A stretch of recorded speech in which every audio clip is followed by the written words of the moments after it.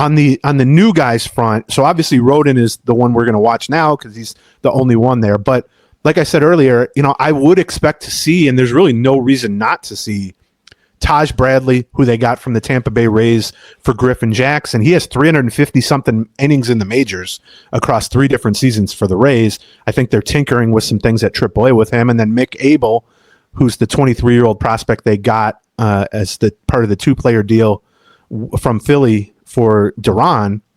He made like 6 starts for Philly. I think that's a more legitimate, like, send him to AAA for a little more seasoning.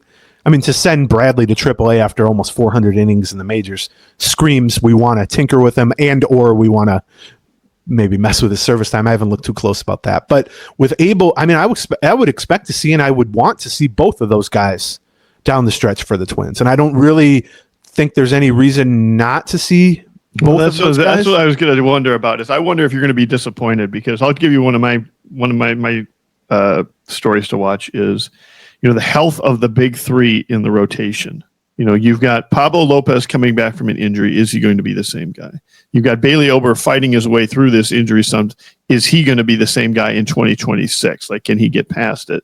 And you've got the Joe Ryan question, which we've been asking all year, but we haven't been able to answer it because we haven't gotten to August and September, which is, can Joe Ryan stay healthy for a full year?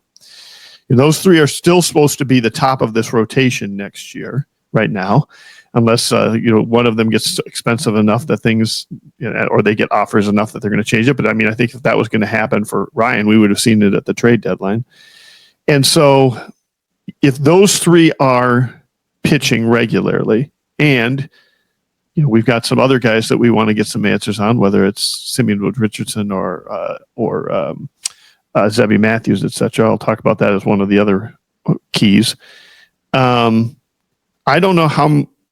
I agree with you that there's not you should be able to find some way to get some occasional starts with those guys to kind of see them up here at target field. But who cares if they're starts? I just don't know if we're going to see them. Huh? Say again? Who cares if they're starts or not? Like, what's the difference at this point? You're thinking more in a bullpen kind of situation? Well, one thing, I'm not going to sit here and say they got too much pitching on this pitching staff to call up 2 former top prospects that they just acquired as the centerpieces of big trades. Taj Bradley's 24. He's got 400 innings in the majors. Mick Abel's 23. He's already made a handful of starts in the majors.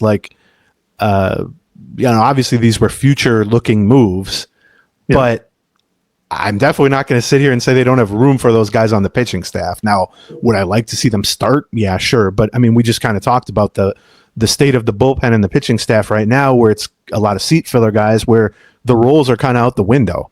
You got openers, you got guys coming in third who are pitching 4 innings, you got guys pitching multiple innings.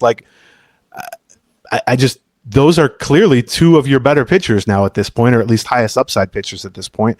I also think there's a chance at some point, maybe we'll talk about this more as it ties to a different story, but I don't know that Bailey Ober is going to make every start down the stretch. Well, I wonder that. I don't know that even Pablo López. First of all, Pablo López isn't even going to be back for several more weeks. So, and we don't know how he's going to look. We don't know if they're going to shut him down. We don't know how that's going to go. And even Joe Ryan, I don't know that Joe Ryan is going to be pitching every 5th day down the stretch. So, to me, take a look at the new guys, and there's no reason not to from a service time standpoint, I don't think. And even if there is, who cares? I mean, they're clearly, both of them, going to be a big part of the 2026 pitching staff. And to me, I guess ultimately the big takeaway from all this stuff is I kind of view the next 2 months as part of 2026.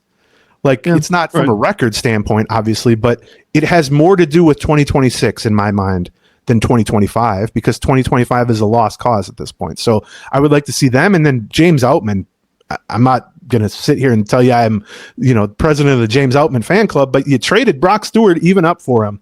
He's 28 years old. He's got 300 something games in the majors. Get him up. Let's go. Maybe they are tinkering something with his swing or whatever, but he's crushed AAA pitching for 3 years in a row.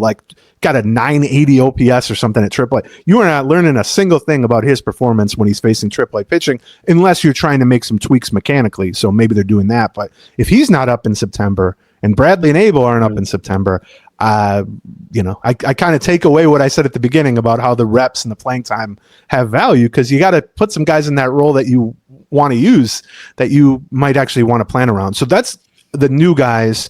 I don't think any of the other trade pickups are really possibilities to be called up. So that's, 4 guys, 2 pitchers, 2 hitters. And welcome to the end of this video. There's lots more. For another, just click on one of these boxes. Or click on this circle in the middle to subscribe to all of our Twins Talk. Thank you. Gleeman